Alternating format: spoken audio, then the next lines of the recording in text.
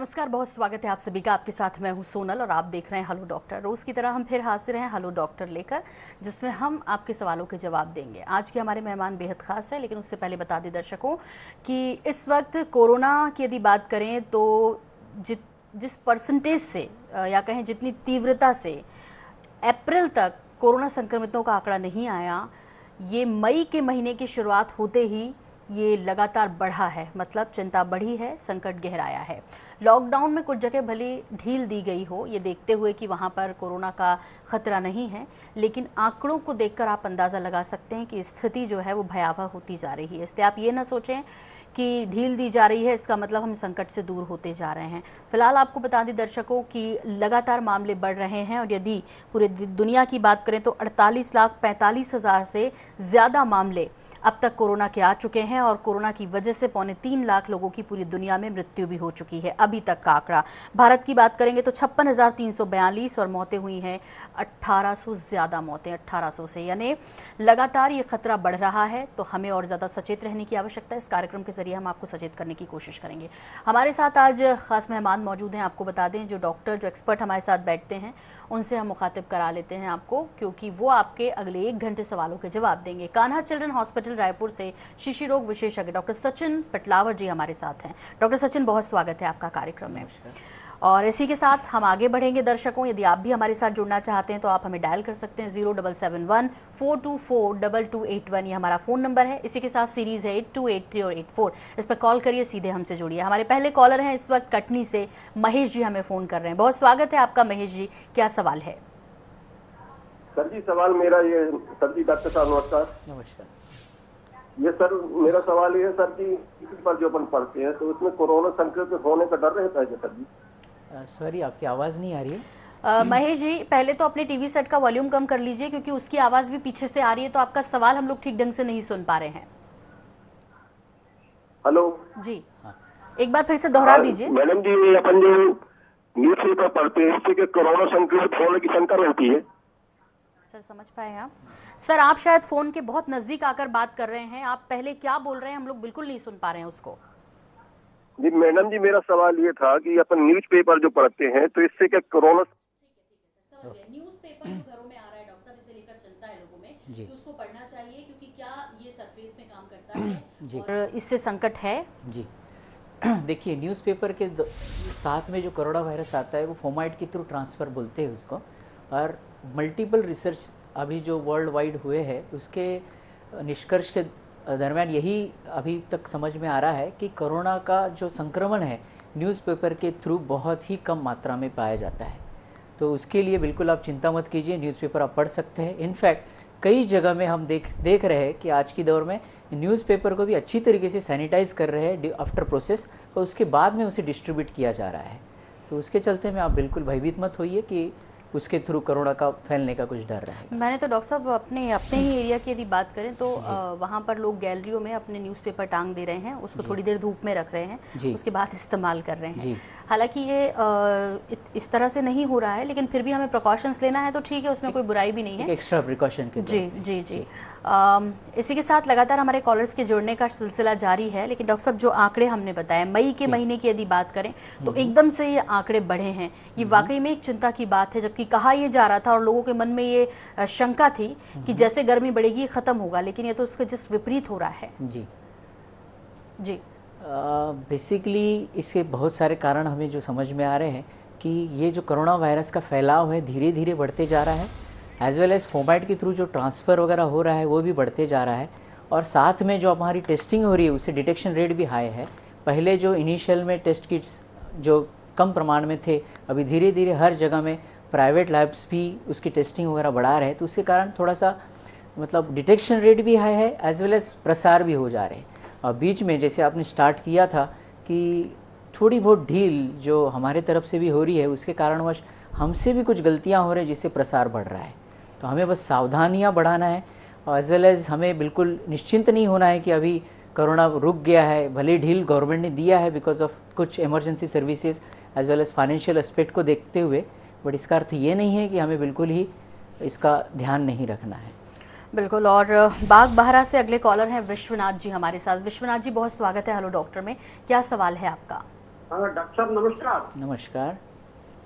Sir मैं ये जानना चाहता हूँ कि जैसे अभी इस पीरियड में अपन मार्केट से सामान लाते हैं, सब्जी भाजी लाते हैं या कोई भी और सामान्य वस्तु लाते हैं, तो उसको हम सेंटर ये कैसे करेंगे उसको, ये पहला प्रश्न है। और दूसरा फिर उसके बाद पूछूंगा सर। जी सर बता दीजिए आपके दोनों प्रश्न, उसका एक साथ जवाब दे देंगे डॉक्टर साहब। अच्छा, दूसरा प्रश्न है डॉक्टर साहब और खास करके एंकर मैडम, मैं आपके माध्यम से शासन तक एक बात पहुंचाना चाहता हूँ। जी अभी जैसे कोरोना के लिए दवाइयाँ नहीं मिल रही हैं। हेलो जी जी जी सर अभी बोलिए। जैसे कोरोना के लिए दवाइयों का शोध जारी है और दवाइयाँ अभी तक मिला नहीं है। जी तो हमारे यहाँ एक तो सिस्टम है blood card therapy. Blood card therapy का चलन अभी प्रारंभ हुआ है, जिसमें ब्लड कार्ड के थेरेपी उसके माध्यम से 200 से अधिक रोगों को इलाज किया जाता है। लेकिन उसमें प्रश्न एक ये है कि जिसका ब्लड कार्ड होगा उसके ब्लड रिलेशन वालों का ही अभी तक ट्रीटमेंट होते आया है। तो इस बात को शासन या हमारे रिसर्चर सेंट्रलाइज करके करें कि क्या ब्लड कार्ड थेरेपी से उस बच्चे के अदर रिलेशन में अदर लोगों को इसका लाभ मिल सकता है क्या, या इससे कोई दवाई का इजाद कोरोना को फाइट करने के लिए हो सकता है क्या। ये मैं एंकर माध्यम INH के माध्यम से मैं शासन तक भेजना चाहता हूँ। बिल्कुल सर, बिल्कुल आपकी आवाज पहुंचेगी, लेकिन इसके लिए सही जानकारी क्या है वो डॉक्टर साहब देंगे। और हमारी तो कोशिश रहती है कि हम सामाजिक सरोकार का एक कार्यक्रम है, जो मैसेज आपके हैं और जो पॉजिटिव मैसेज आपके हैं वो सरकार तक पहुंचे, उनको एक राह मिले, एक सलाह मिले। जी डॉक्टर साहब। जी, आपका जो पहला सवाल था कि आप मार्केट से वगैरह जो सब्जियां वगैरह लाते हैं तो उसे हम हाइजीनिक तौर पे कैसे यूज़ करें। तो जो भी आप बाहरी मटेरियल लाते हैं, सबसे पहले आप कोशिश करें कि ग्लव्स वगैरह पहन के आप मार्केट में जाएं और बाहरी इन्फेक्शन आपके घर में ना आए। और जो पॉलीथीन वगैरह जो रहेगा उसको आप आउटसाइड एरिया से अच्छे से क्लीन कर लेंगे, और जो सब्जियां वगैरह रहेगी उनको बस धो के आप इस्तेमाल करेंगे। अगर कोई प्रोसेस्ड फूड है या पैकेट वगैरह कुछ ला रहे हैं आप, जैसे कि दूध वगैरह है, तो उसको भी आप बाहरी हिस्से को बस अच्छे से धो लेंगे और उसको इस्तेमाल कर सकते हैं। साबुन से धोने की वगैरह सब्जियों को बिल्कुल आवश्यकता नहीं रहेगी, जो कि अब तक रिसर्च में पाया गया है। इससे कोरोना का संक्रमण एकदम कम हो जाएगा। रही बात आपके दूसरे सवाल की, जिसे बोलते हैं कि प्लाज्मा थेरेपी, और जो कि जैसे हम और अन्य बीमारियों में भी इसका इस्तेमाल करते हैं, बट आमतौर पर इस थेरेपी की कॉस्ट भी बहुत ज़्यादा है और रिसर्च अभी जारी है। ये कोई फुल प्रूफ या फिर एकदम कंफर्म ट्रीटमेंट नहीं है। इसकी वजह से अभी भी रिसर्च चल रहा है। एक बार रिसर्च के अन्य परिणाम और उसके साइड इफ़ेक्ट्स और उसकी कॉस्ट इफ़ेक्टिवनेस आएगी तो उसके पश्चात ही गवर्नमेंट कुछ मेरे हिसाब से उसके लिए एक्शन ले सकती है या फिर उसके नॉर्म्स या प्रोटोकॉल्स बना सकती है। बिल्कुल। और बीच में डॉक्टर साहब ICMR ने भी प्लाज्मा थेरेपी को लेकर कुछ जो है बातें कही थी, कुछ अपडेशन आया था कि ये विकल्प जरूर है लेकिन ऑप्शन नहीं है, और विकल्प भी सब पे सक्सेसफुल है ये भी सही नहीं है। इसीलिए अभी फिलहाल कोरोना को लेकर जितनी भी दवाएं तैयार हो रही हैं, जैसे शोध चल रहा है, रिसर्च चल रही है, उस पर फिलहाल अभी बहुत सारा कंफ्यूजन है। कई देशों ने तो दावा भी कर दिया है कि हमने ये वैक्सीन बनाई है, हमने इसकी दवा बनाई है, लेकिन अभी बहुत सारे प्रयोग होना बाकी है। इंसानों पर उसका कितना असर होता है ये देखना अभी बाकी है।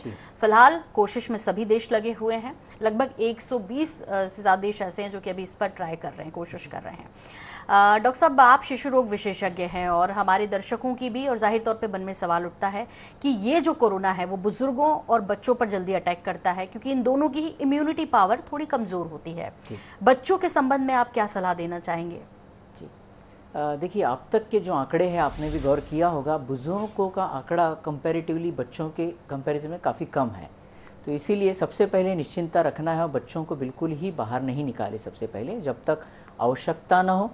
इनफैक्ट बच्चे, कई बार हमने ये सुना है, हमारे ऊपरी में अभी जो बच्चे आते हैं, पेरेंट्स आते हैं कि बच्चे बोर हो जाते हैं, still there is no option कि आप बाहर निकाल के बच्चों को खेलने के लिए वगैरह लेके जाए या फिर दूसरों बच्चों के साथ में उनको खेलने के लिए उपदेश करें। तो हम जितना कोशिश हो कि सबसे पहले घर में रहें, और जो हाइजीनिक प्रैक्टिसेस है वो बच्चों को, अब तक के तो सारे बच्चों को अच्छे तरीके से पता है कि कोरोना का संक्रमण, जो कि 2 साल के 3 साल के ऊपर के जो बच्चे रहते हैं, संक्रमण कैसे रोका जा सकता है, इस वायरस को कैसे रोका जाता है। तो मास्क, अगर बाहर जाने की आवश्यकता ही पड़ी तो मास्क का उपयोग एवं हाइजीनिक प्रैक्टिसेस, बस इसका ही हमें पालन करना है, क्योंकि अब तक के हमें सिर्फ यही पता है कि prevention is the only cure for this disease. बिल्कुल, तो बचाव ही इसका उपाय है और इसीलिए पूरी सावधानियां, खासतौर पर घर के बच्चों को, क्योंकि एक तो गर्मी की छुट्टियां हैं, स्कूल नहीं है और उस पर ये बीमारी है, तो जाहिर तौर पे बच्चे घर में रहना पसंद नहीं करते। अब वो आसपास मैदान में जाना चाह रहे हैं, बाहर खेलना चाह रहे हैं, लेकिन यदि वो ऐसा करते भी हैं तो आपको बेहद प्रिकॉशंस लेने की ज़रूरत है। आपको बच्चों को झुंड में नहीं खेलने देना है, कोशिश करनी है कि वो मास्क पहने हुए हों। जब वो घर पर आएँ तो उनके कपड़े चेंज करा लीजिए, हो सके तो। अभी गर्मियों का समय है, बात ले लेंगे तो बहुत अच्छी बात है, मतलब नहा लेंगे, स्नान कर लेंगे तो बहुत अच्छी बात है, उनके कपड़े चेंज करा दीजिए। और जहां तक हो सके छोटे बच्चों को किस तरह से प्रिकॉशंस लेना है, ये हम आपको आगे कार्यक्रम में बताएंगे। लेकिन उससे पहले हमारे एक कॉलर हमारे साथ जुड़ गए हैं, अजीज जी हमें महासमुंद से फोन कर रहे हैं। बहुत स्वागत है अजीज जी, क्या सवाल है? डॉक्टर साहब नमस्कार। सोनल मैडम नमस्कार। नमस्कार। डॉक्टर साहब, आज हर अखबार के मुख्य पृष्ठ पर एक समाचार ने सबको चौंका दिया है।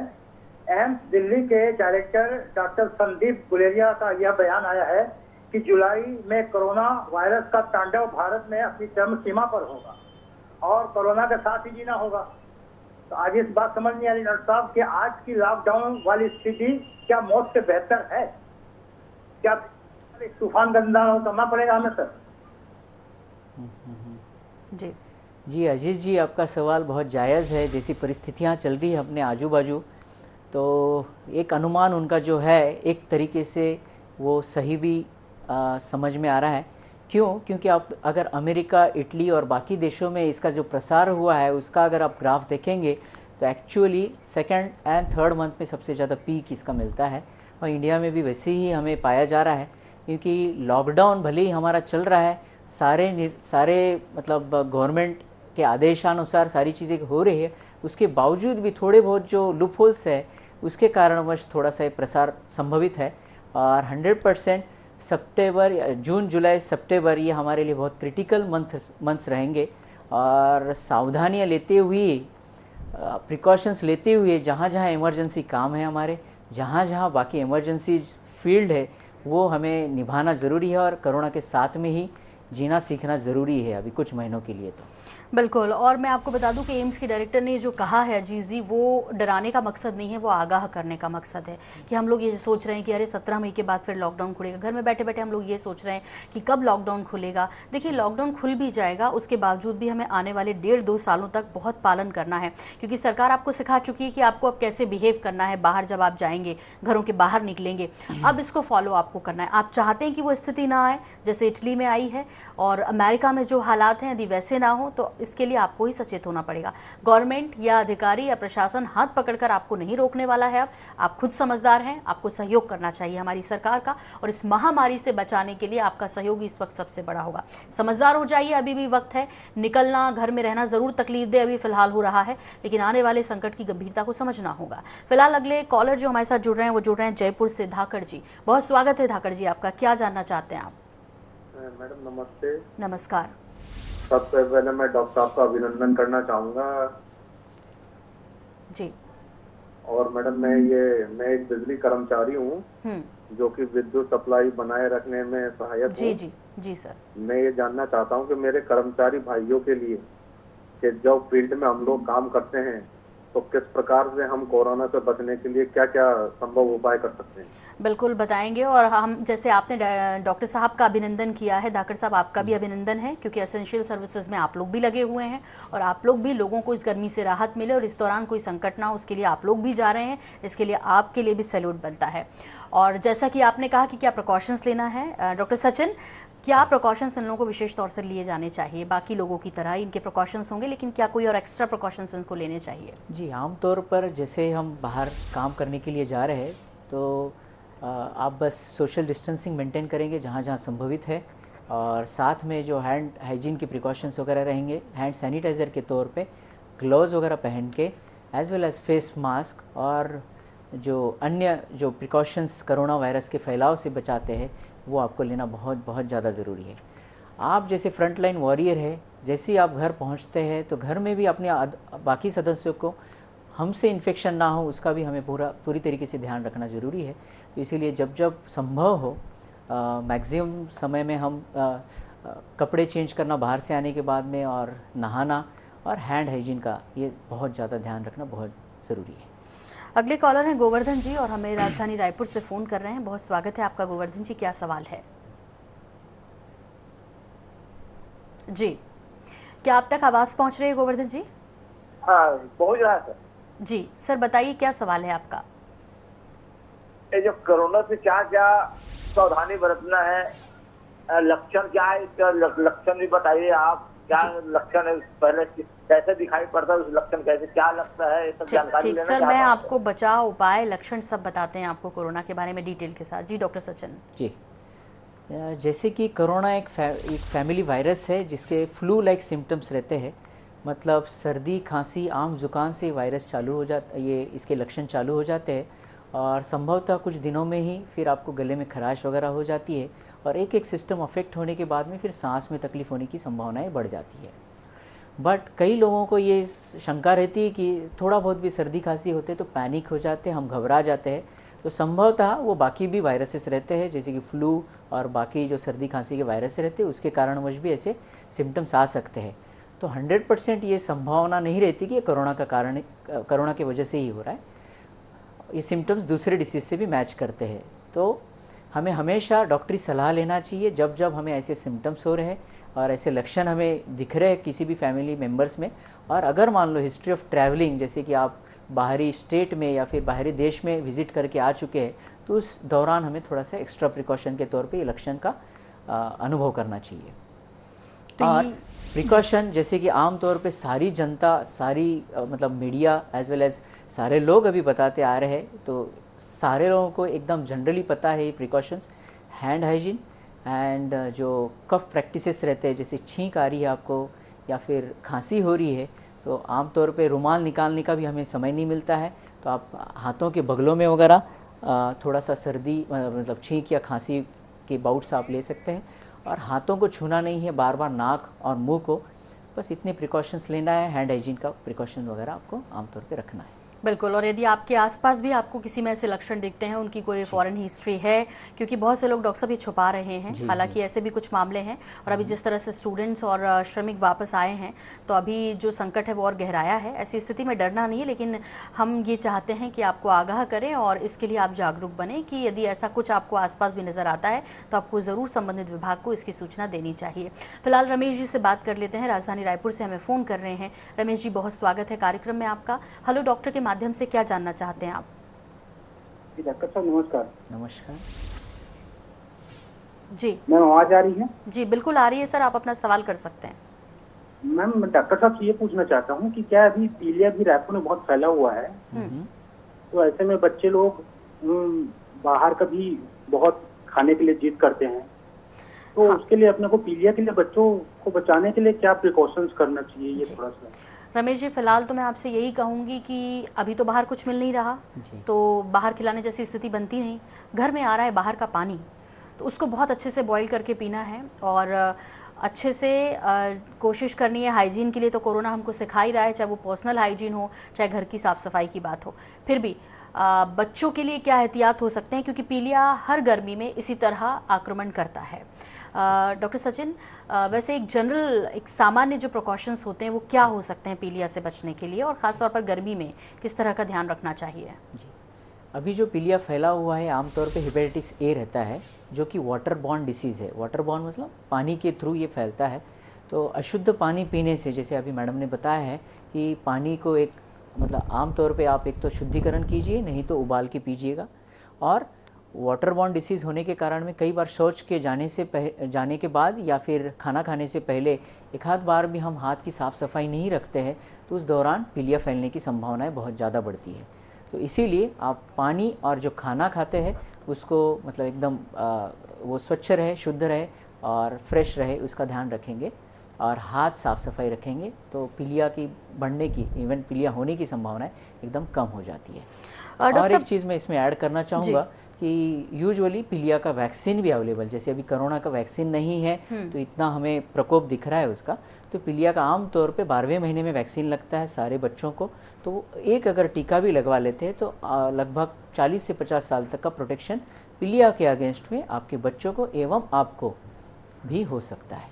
वैसे डॉक्टर साहब ये आपने बहुत अच्छी सलाह दी, क्योंकि हम जानते सब हैं कि वैक्सीनेशन होता है बच्चों का, लेकिन कई बार खास तौर पर कुछ ऐसे इलाके हैं जहां पर ग्रामीण क्षेत्र जो है वो हम थोड़ा सा लापरवाह हो जाते हैं कि नहीं वैक्सीनेशन क्या है। लेकिन देखिए आज समझ में आ रहा है कि कोरोना जैसे अब वैक्सीन उसके लिए बनाई जा रही है, लेकिन पीलिया जैसी बीमारी से हम 12वें महीने में ही बच्चे को लगाया जाता है।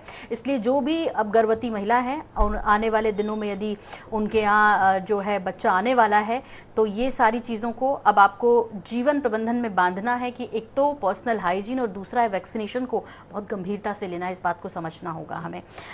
गाजियाबाद से अगले कॉलर नरेंद्र जी, बहुत स्वागत है नरेंद्र जी। और सबसे पहले तो गाजियाबाद के हालात, आपके आसपास के एनसीआर के हालात हम जानना चाहेंगे।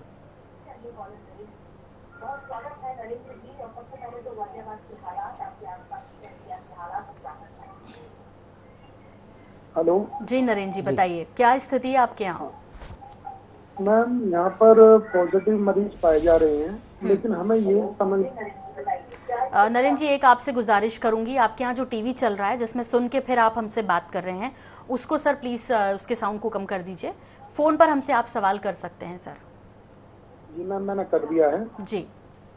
अच्छा मैम, मैं ये पूछ रहा था जी, मैं ये पूछ रहा था मैम, जैसे पॉजिटिव मरीज पाए जा रहे हैं और उन्हें क्वारंटाइन के लिए भेजा जा रहा है, तो अभी जब इसकी वैक्सीन बनी नहीं है तो उन्हें किस तरीके से क्या इलाज कर रहे हैं, वे समझ नहीं आ रहा है। बिल्कुल बिल्कुल, और ये सवाल जो है कई सारे लोगों के जहन में है कि जब उसकी दवाएं नहीं है तो वो ठीक कैसे हो रहे हैं। चलिए आपको डिटेल के साथ बताएंगे डॉक्टर सचिन कि कैसे ठीक कर रहे हैं हमारे डॉक्टर्स उनको। जी, जब कोई मरीज को क्वारंटाइन करते हैं तो सर्वप्रथम देखते हैं कि मरीज किस सिम्टम्स से आया है, और वो पॉजिटिव पाने के बाद में सिम्टम्स उसके कितने गहरे हैं और कितने सिस्टम्स अफेक्ट हुए हैं। अगर मान लो सिर्फ सर्दी, मामूली सी सर्दी खांसी है और संभवतः वो बाकी लोगों को इन्फेक्ट कर सकता है, तो मात्र उनको क्वारंटाइन रख के नॉर्मल भोजन, नॉर्मल योगा, एक्सरसाइजेस और नॉर्मल आहार देने से ही कई पेशेंट ठीक हो जा रहे हैं विथ प्रोफिलैक्सिस ऑफ क्लोरोक्विन। जैसे कि आपने सुना होगा, तो क्लोरोक्विन प्रोफिलैक्सिस ट्रीटमेंट हम देते हैं। अगर मान लो मरीज की मतलब हालत ज़्यादा गंभीर है तो उसको आईसीयू में ट्रीटमेंट किया जाता है उसके सिम्टम के अनुसार और उसके डिसीज़ की मतलब गहराई तक के अनुसार। बिल्कुल, और आपको बता दें कि हाइड्रोक्सी क्लोरोक्विन जिसकी जिक्र भी डॉक्टर साहब ने किया, डॉक्टर साहब विटामिन की भी कुछ दवाइयाँ दी जाती हैं और ये तो दी ही जाती है हाइड्रोक्सी क्लोरोक्विन। इसके अलावा बहुत ज़रूरी है कि जैसे डॉक्टर साहब ने बताया कि जो एहतियात बरतने हैं, पर इसका मतलब ये नहीं है कि आपको इलाज पता चल गया है, क्योंकि ये सीधे लंग्स में इफेक्ट करता है। तो बाकी जो इलाज होते हैं जब लंग्स में इस तरह का इन्फेक्शन फैलता है तो वो भी दिए जाते हैं। दूसरा, आपको दर्शकों एक बात मैं ज़रूर बता दूं कि ये तभी संभव है जब बहुत इनिशियल स्टेज में, मतलब बहुत शुरुआती दिनों में आप डॉक्टर के पास पहुँच जाते हैं। यदि आप लेट हुए हैं तो फिर दिक्कत होगी। इसीलिए बार बार कहा जा रहा है कि ऐसे कोई भी लक्षण दिखते हैं, ऐसा कुछ भी आपको लगता है, खुद में लगता है, तो आपको तुरंत डॉक्टर को दिखाना चाहिए और अपने बारे में जो हिस्ट्री है वो डॉक्टर्स को ईमानदारी के साथ बतानी चाहिए। और जो अब तक इसमें ज़्यादातर लोग कोरोना की वजह से जिनकी डेथ हो रही है, उनमें ज़्यादातर वो लोग हैं जो दूसरी अन्य बीमारियों से भी पीड़ित हैं, क्योंकि उनके पहले से इलाज चल रहे हैं और इस वजह से उनको जल्दी अटैक कर रहा है। इम्यून सिस्टम तो सभी को मजबूत करने की ज़रूरत है ताकि हम कोरोना से बच सकें। जब तक दवाई ना बन जाती, एहतियात आपको बरतना है, क्योंकि वाकई में इसका इलाज कुछ नहीं है। ये सिर्फ थोड़े से विकल्प हैं जिसके जरिए हम कुछ लोगों को बचा ले रहे हैं। नरसिंहपुर से अगले कॉलर हैं डॉक्टर साहब हमारे साथ, गेंदा लाल जी, बहुत स्वागत है आपका। क्या सवाल है सर? हमें तो खाली इसमें कोरोना से संबंधित जानकारी पूछ सकते हैं और भी जानकारी। सर आप सब पूछ सकते हैं, आपके हेल्थ से जुड़ी जो समस्या है, जो जानकारी चाहते हैं, आपके परिवार में यदि कोई समस्या है हेल्थ से जुड़ी हुई। मैडम जी, हमारे यहाँ एक छोटा बच्चा है 15 महीने का जी। हाँ, तो उसके कान में मैल जमा है, तो उसके कार्य क्या करना चाहिए? ठीक, कहाँ मैल जमा है? कान में सर, कान में। ओके, देखिए नॉर्मली जो कान में मैल रहता है वो सिंपल सा ईयर वैक्स रहता है। आप अगर वो बाहरी तौर में दिख रहा है, एकदम बाहर में है, एक्सटर्नल ईयर कैनल जिसे बोलते हैं, तो आप निकाल सकते हैं। बट अगर वो अंदरूनी है तो उसको छेड़खानी ना कीजिएगा, आप ईएनटी स्पेशलिस्ट के पास जाइएगा, तो वहाँ पर एक नॉर्मल प्रोसेस के थ्रू उसको निकाल दिया जा सकता है। या फिर सिंपल ड्रॉप्स कुछ मार्केट में अवेलेबल रहते हैं जो कि है ना डिजोल्व करते हैं वैक्स को और आराम से वो पिघल के बाहर। लेकिन इनका बच्चा जो है 15 महीने का है, तो इनको इतना टेंशन करना चाहिए अभी बच्चे के लिए? नहीं, कई बच्चों में ऐसे रहता है। इनफैक्ट कई बार ऐसे भी होता है, बच्चा दूध पीते पीते हल्का सा दूध चला जाता है, दूध की मात्रा या नहलाते वक्त जो झाग रहता है साबुन का वो भी चला जाता है, जिसको हम मैल सूखने के बाद मैल जैसे दिखता है। तो इसीलिए एक्सटर्नल ईयर को, जैसे बाहरी ईयर को, बाहरी कान को बस हल्का सा आप अगर साफ करेंगे तो आपकी शंका का समाधान होना चाहिए मेरे हिसाब से। जी, और 15 महीने का बच्चा है तो इनकी माँ को ज़रूर सजेस्ट करिएगा कि ये लेटाकर दूध ना पिलाएं बच्चे को, गोद में बिठाकर दूध पिलाएं ताकि किसी भी तरह का रिस्क ना हो। और साथ ही साथ चूंकि उसकी केयर करने की बहुत ज़रूरत है। रही बात कान में, आपने कहा वैक्स है, मैल है, तो उससे ज़्यादा परेशान मत होइए क्योंकि एक नेचुरल प्रोसेस होती है, वो उससे निकल भी जाएगा। और यदि आप अननेसेसरी पैनिक होकर उससे कुछ किसी चीज़ से उसको निकालने की कोशिश करेंगे तो हो सकता है कि फिर उसको जो कान में दूसरी चीज़ें हों, चोट लगे। और ऐसे में आपको फिलहाल ऐसा नहीं करना चाहिए। और मुझे लगता है डॉक्टर साहब इतने छोटे बच्चे को ईयर ड्रॉप्स भी जब तक बहुत ज्यादा समस्या ना हो, बच्चा पैनिक ना हो रहा, रो नहीं रहा हो बेवजह, तो आप लोगों को नहीं डालना चाहिए। फिलहाल मैं बात करती हूँ ममता जी से, हमें रायपुर से फोन कर रही है। ममता जी, बहुत स्वागत है आपका, क्या सवाल है? मेरा सवाल ये है मैम कि हम लोग आशा वर्कर हैं, तो जैसे कि कोरोना वायरस के रूप में काम करते हैं, सभी के घर जाके जब संपर्क और ये सब सावधानी वगैरह बताते हैं, फिर भी एक बार आपसे कंफर्म करना चाहते हैं कि हमें कैसे टाइप की सुरक्षा लेना चाहिए। ठीक है, आशा कार्यकर्ता हैं डॉक्टर साहब, इन्हें किस तरह से प्रिकॉशंस लेना चाहिए? ये अभी कर रहे हैं, ये लोग मदद कर रहे हैं, सरकार की सर्वे रिपोर्ट में भी मदद कर रहे हैं, और भी जो आवश्यकता है अभी हेल्थ डिपार्टमेंट को इनकी, इनसे ली जा रही है सेवाएं। ममता जी, सबसे पहले तो मैं आपका अभिनंदन करना चाहूँगा कि आप एक फ्रंटलाइन वॉरियर के तौर पे कोरोना वायरस के फैलाव को रोकने में सहभागी हो रहे। तो जैसे कि अभी मैडम ने और हमने डिस्कशन किया है, और डेली बेसिस पे कोरोना के चलते अपडेट जो आ रहे हैं, तो सबसे पहले हमें एहतियाती बरतना बहुत ज़्यादा ज़रूरी है। हैंड हाइजीन, मास्क और सोशल डिस्टेंसिंग, इस पे ज़्यादा से ज़्यादा हमें एहतियात बरतना है। और नाक और मुंह को बिल्कुल ना छुएं, और जब भी आप घर में पहुंचेंगे तो नहाना ज़रूरी है, एज वेल एज आपके जो भी क्लोथ्स वगैरह रहते हैं उनको सेग्रीगेट करके धोना ज़रूरी रहेगा।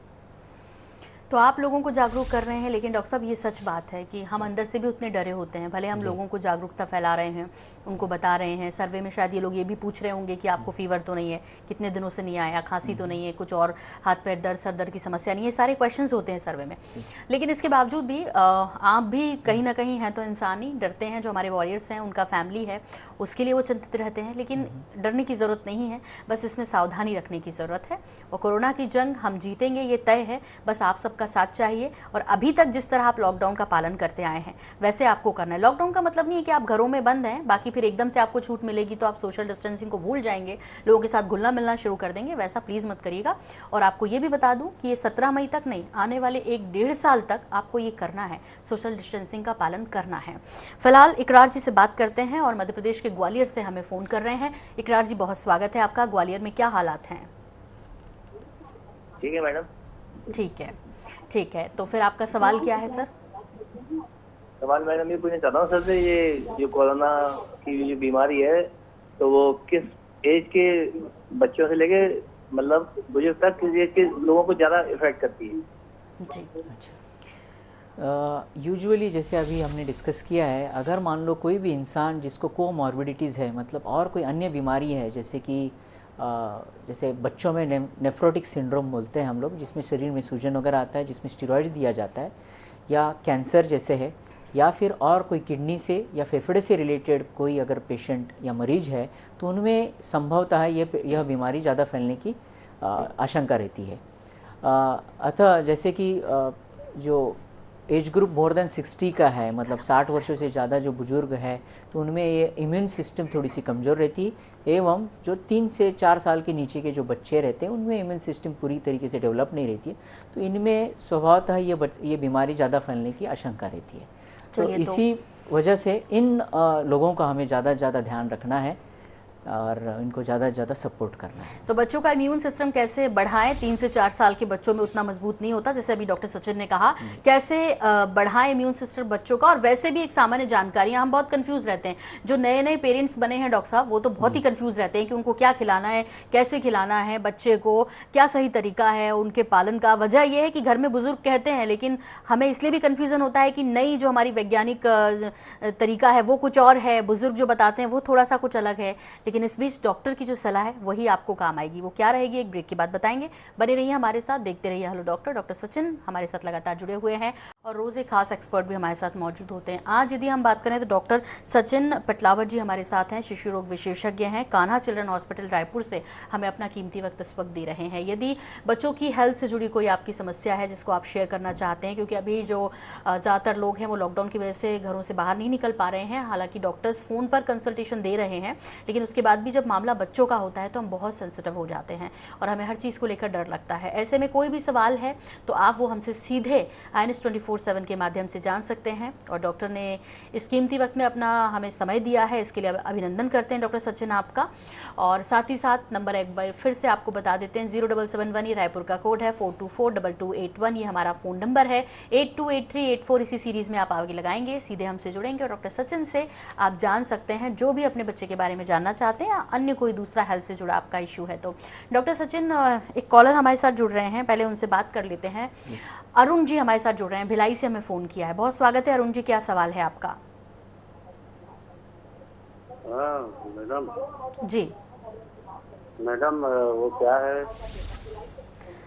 अरुण जी वॉल्यूम कम कर लीजिए प्लीज अपने टीवी का।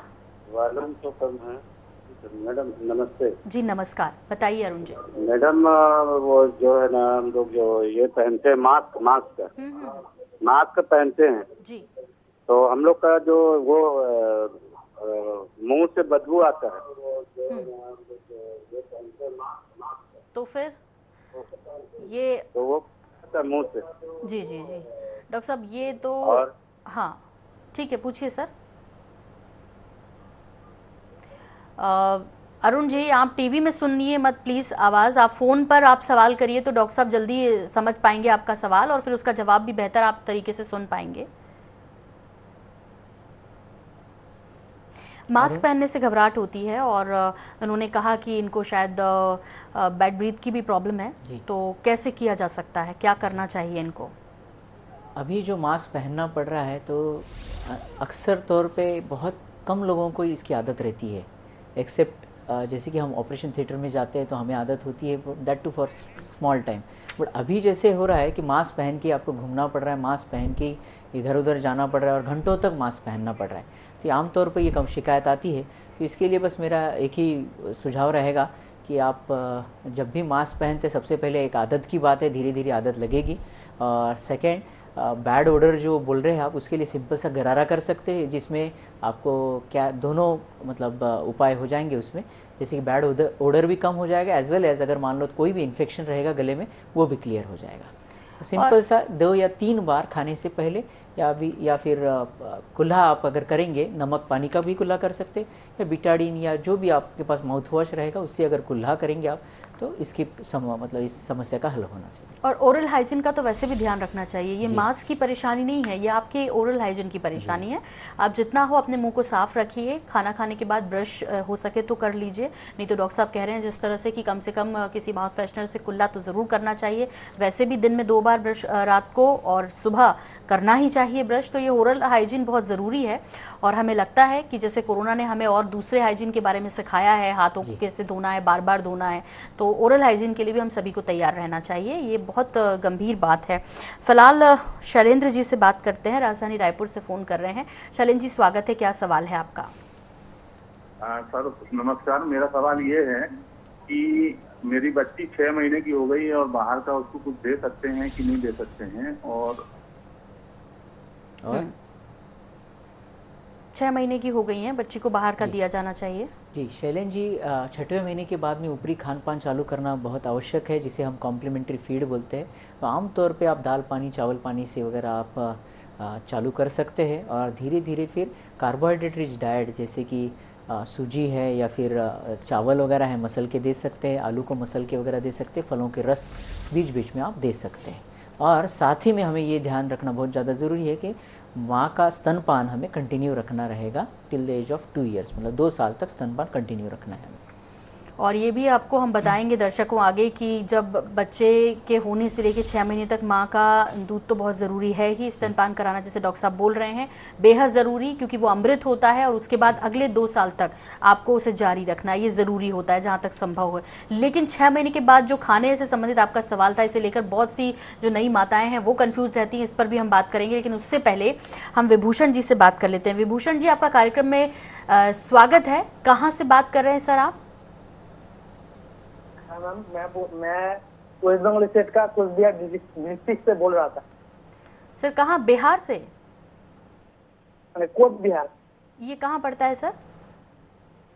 ये वेस्ट बंगाल स्टेट में पड़ता है। अच्छा अच्छा, वेस्ट बंगाल से। सर स्वागत है आपका, क्या सवाल है आपका?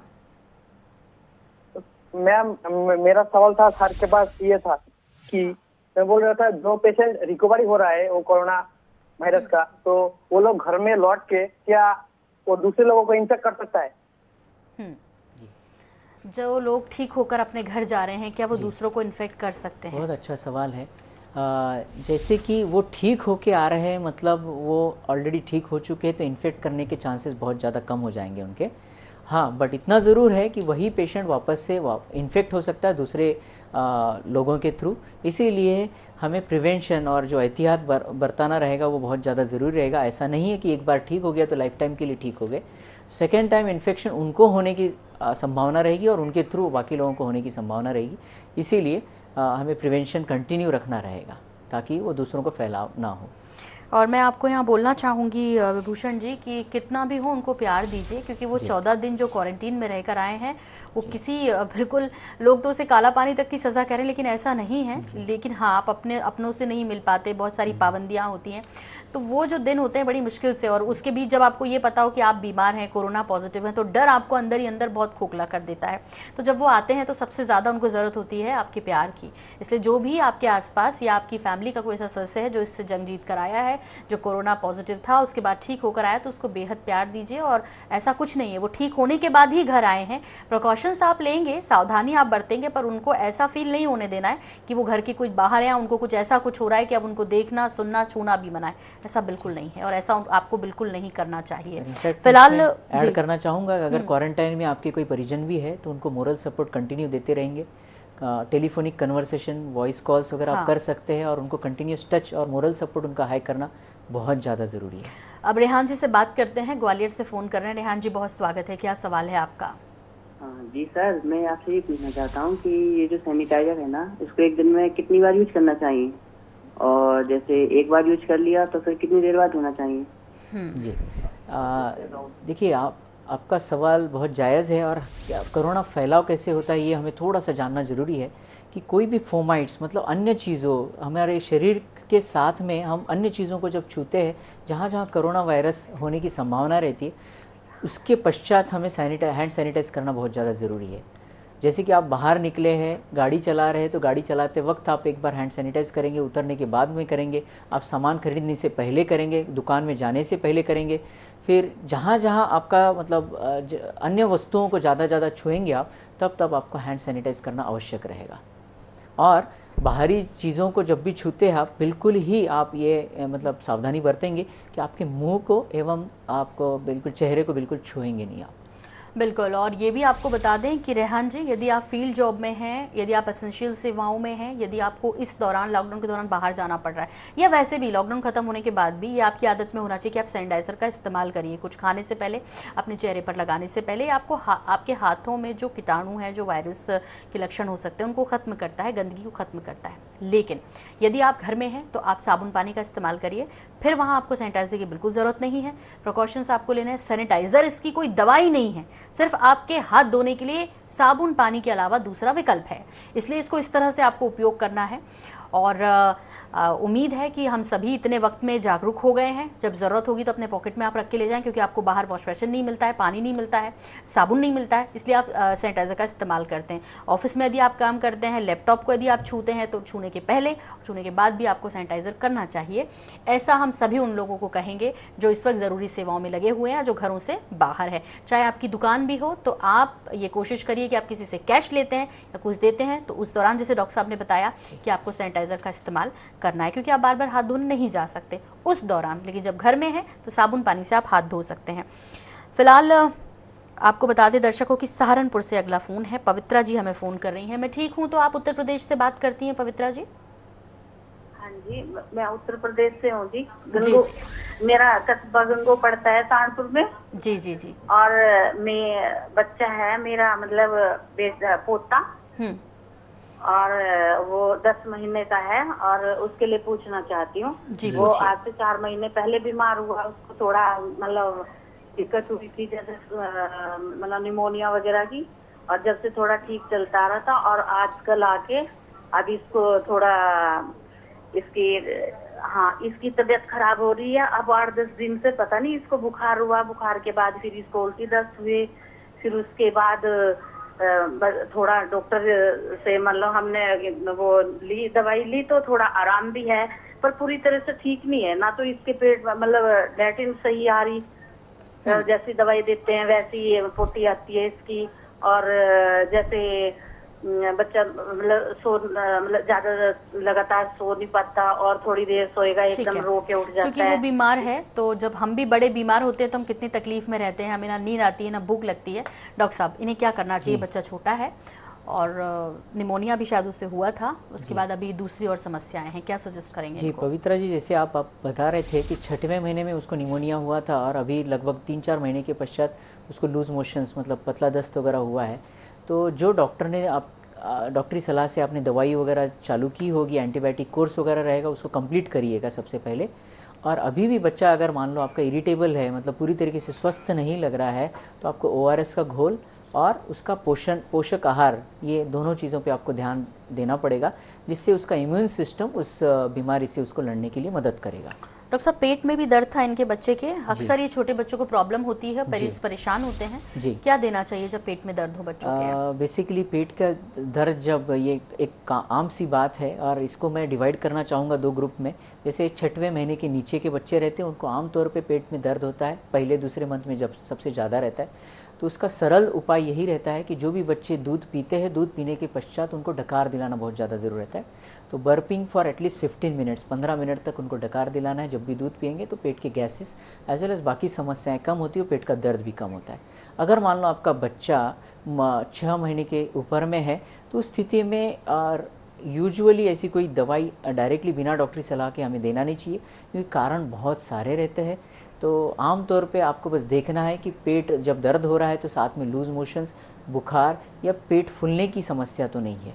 तो हमेशा डॉक्टरी सलाह के साथ में ही हमें दवाई लेना चाहिए, ना कि डायरेक्टली मतलब हम कोई दवाई घर में जो पड़ी हुई या फिर आम तौर पे जो दवाई यूज़ करते हैं वो हमें डायरेक्टली नहीं देना चाहिए। कई बार हमें ये भी मतलब कई बार हम देखते हैं कि पिछली बार जो डॉक्टर ने प्रिस्क्रिप्शन दिया था, उसी प्रिस्क्रिप्शन को सेम कंप्लेन के लिए हम फॉलो करते हैं। तो हमें वो नहीं करना चाहिए, क्योंकि हर बार का डायग्नोसिस एवं बीमारी अलग रह सकती है, तो इसीलिए दवाइयों का कोर्स भी अलग रहता है, तो हमें वो फॉलो नहीं करना चाहिए। किशोर जी हैं दुर्ग से, हमें फ़ोन कर रहे हैं। स्वागत है किशोर जी कार्यक्रम में, क्या सवाल है आपका? ये मेरा है ना। हेलो, पूछिए सर, पूछिए सवाल। सर आपकी आवाज़ मिल रही है। जी मैडम मेरा ये कहना है मैडम, आज जो दारू बत्ती चल रहा है बाजार में। हेलो सर जी। सर आपकी आवाज आ रही है, बस आप टीवी में सुनकर मत हमसे बात करिए, फोन पर करिए सर, क्योंकि वक्त भी खत्म हो रहा है, 2 कॉलर्स और हैं। सवाल करिए सर जल्दी से अपना। मेरा कहना ये है, जितना दारू बिक रहा है इसको। जी मैडम, जी मैडम, जी मैडम, जी मैडम, जी मैडम, जी मैडम, जी मैडम, श्योर श्योर। मेरा कहना है मैडम, जितना अपन दारू जो बेच रहे हैं मैडम, उससे क्या भला हो रहा है किसी बताइए आप मेरे को, वो आने के है ना, और जितना उससे और बल्कि बीमारी बढ़ रही है मैडम बाजार में। ठीक कह रहे हैं, ये चिंता सभी को है, और सरकार ने भले ही उसको चूंकि अर्थव्यवस्था पर भी एक भारी भार पड़ रहा है, इसकी वजह से फैसला तो ले लिया, लेकिन डॉक्टर सचिन, ये वाकई में एक चिंता का विषय है कि शराब का सेवन करने के बाद तो ठीक है, लेकिन वहाँ जो सोशल डिस्टेंसिंग का पालन नहीं हो रहा है, भीड़ भाड़ जिस तरह से देखने को मिल रही है, वो भी एक गंभीर खतरा है। क्या वाकई में आप डॉक्टर्स ने इतनी मेहनत की इस कोरोना को कंट्रोल में करने की, बाकी देशों की तुलना में हम भारत में अभी फिलहाल तो ठीक ठाक स्थिति में है, तो क्या ये पानी फेर देगा डॉक्टर्स की मेहनत पर ये डिसीजन? हो सकता है, क्योंकि जिस हिसाब से भीड़ दिख रही है हर एक राज्य में, हर एक शहरों में, और जो स्थिति हमें जो दिख रही है, ये संभवतः सोशल डिस्टेंसिंग तो बिल्कुल पालन नहीं होता है, और बाकी जो इलीगल एक्टिविटीज़ भी होती है वहाँ पर तो बिल्कुल ही वो ठीक नहीं है और पानी फेर सकता है। तो इसके लिए हमें कुछ करना चाहिए। इनफैक्ट गवर्नमेंट को भी कुछ एक्शन लेना चाहिए, ऐसे हम मानते हैं। अगले कॉलर हैं आज़ाद जी, बिलासपुर से फ़ोन कर रहे हैं। बहुत स्वागत है आज़ाद जी आपका, क्या जानना चाहते हैं आप? हेलो जी। हेलो जी मैं डॉक्टर साहब से पूछना चाहता हूँ। जी पूछिए। मैं डॉक्टर जी से पूछना चाहता हूँ, हमारा बेटा अभी 6 महीने का है और उनके छाती में काफी कफ जमा हो गया है और खांस रहे हैं और दवाइयाँ दे रहे हैं एंटीबायोटिक और खांसी की, लेकिन अभी तक कफ जो है वो जमा हुआ है और बच्चा के पीठ में पूरा घरघराता है खांसी कफ अंदर में। तो बच्चे के लिए अभी ऐसे समय में क्या ऐसा करना चाहिए, मैं इस बारे में डॉक्टर से जानना चाहता हूँ। जी, जैसे कि आपने बताया बच्चा आपका 6 माह का है, ऑलरेडी आपने एंटीबायोटिक कोर्स किया है, उसके बावजूद घर आवाज़ आता है एज वेल एज कफ मतलब खांसी भी उसकी कंटिन्यू चल रही है। तो इसमें है ना हमें 100% वापस से जिस भी डॉक्टर से आपने पहले सलाह लिए थे वापस से आप उस डॉक्टर के पास जाइए। कई बार ये संभवतः ब्रोंकाइटिस, निमोनाइटिस या निमोनिया भी होने की संभावना रहती है। तो आप खुद से कुछ भी मत कीजिए, एक्सपर्ट एडवाइस लीजिए, डॉक्टर के पास जाइए। एक आध एक्सरे या जांच वगैरह कुछ करना पड़ सकता है, तो ऐसी स्थिति में वो जांच करके अगली दवाई या अगला उपदेश वो आपको देंगे। बिल्कुल हो सकता है कि जो एंटीबायोटिक्स जो दी होंगी डॉक्टर साहब उन्होंने वो उनको सूट नहीं कर रही होगी और इतना फ़ायदा नहीं पहुंचाया, तो आपको एक बार फिर से डॉक्टर के पास जाना चाहिए। क्योंकि यहाँ स्टूडियो में बैठकर आपके बच्चे की सही वास्तविक स्थिति नहीं पता है, इसलिए यहाँ से हम सजेस्ट नहीं करते हैं दवाइयाँ, लेकिन आपको ये ज़रूर कहेंगे कि अभी डॉक्टर्स अवेलेबल हैं और बिलासपुर छत्तीसगढ़ में तो कम से कम ये हालात हैं कि इतने बिगड़े हालात नहीं हैं। तो प्लीज़ बच्चे के मामले में आपको बिल्कुल भी रिस्क नहीं लेना चाहिए। और डॉक्टर साहब जैसे इन्होंने अभी शिकायत की कि भाई कफ है, घर की आवाज़ आती है, आमतौर पर निमोनिया जो शुरू में बच्चे जो छोटे होते हैं जब साल भर के अंदर ये उनको होने की संभावना अधिक रहती है। थोड़ा उन पेरेंट्स को आप क्या गाइड करेंगे कि क्या आपको सावधानियां बरतनी चाहिए कि बच्चों को इस तरह की शिकायत ना हो? देखिए, निमोनिया एकदम सी कॉमन प्रॉब्लम है और रूरल एरिया में कंपेयर टू अर्बन एरिया बहुत ज़्यादा पाया जाता है, गांव तरफ में।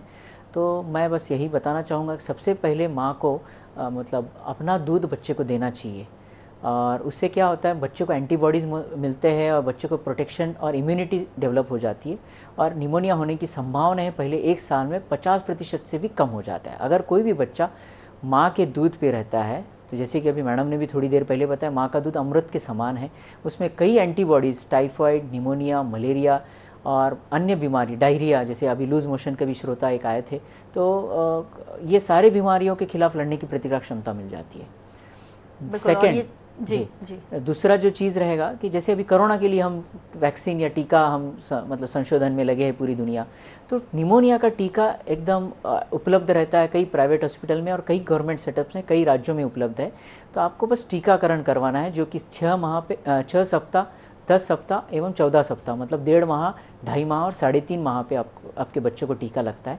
ये टीका लगाने से ऑलमोस्ट 90% कम चांस हो जाता है आपके बच्चे को निमोनिया होने का। टीकाकरण एक सरल उपाय है और कॉस्ट इफेक्टिव उपाय है। बिल्कुल। और ये भी दर्शकों को बताना चाहूँगी कि एक कन्फ्यूज़न और रहता है कि हम प्राइवेट में जाकर टीकाकरण करवाएं तो काफ़ी पैसे लगते हैं। सरकारी अस्पतालों में बहुत अच्छी क्वालिटी के टीकाकरण भी कराए जाते हैं, आप वहाँ होते हैं, वहाँ आपको नियमित जो आपको वक्त दिया जाता है जिस महीने में वो लगना है उस पर आप नियमित रूप से जाइए। यदि आपकी पत्नी को वक्त नहीं है तो आप उनको आगे से इस चीज़ के लिए कहिए कि नहीं हमें चलना है, क्योंकि बच्चे की लाइफ टाइम के लिए बहुत ज़रूरी होता है। शुरुआती 6 महीने का जो स्तनपान है वो तो आपके बच्चे के लिए पूरे जीवन में संजीवनी की तरह काम करता है, जैसे अभी डॉक्टर साहब ने भी कहा। इसलिए बहुत ज़रूरी है कि बच्चों के मामले में बिल्कुल भी एहतियात जो है आपको बरतना ज़रूरी है और उनका इम्यून मजबूत रहे इसके लिए अच्छा खाना बाहर का कम से कम देना। जो हम दूसरे प्रोडक्ट्स बाहर के यूज़ करते हैं कि बच्चा खाता नहीं है, बच्चा दूध नहीं लेता है, तो हम फिर बाहर से सेरेलैक और दुनिया भर की उनको कई चीज़ें देते हैं। कोशिश करिए सब होममेड बनाकर उनको दीजिए, फिर देखिए कैसा बच्चा आपका हेल्दी और स्वस्थ रहता है। डॉक्टर सचिन, इतना वक्त दिया इसके लिए बहुत धन्यवाद, बहुत शुक्रिया।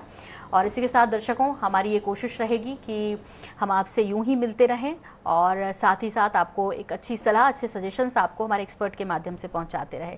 फिर होंगे हाजिर, लेकिन फिलहाल हमें दीजिए इजाज़त। लेकिन जारी है खबरों का सिलसिला NS 24/7 पर, बनी रहिए हमारे साथ। नमस्कार।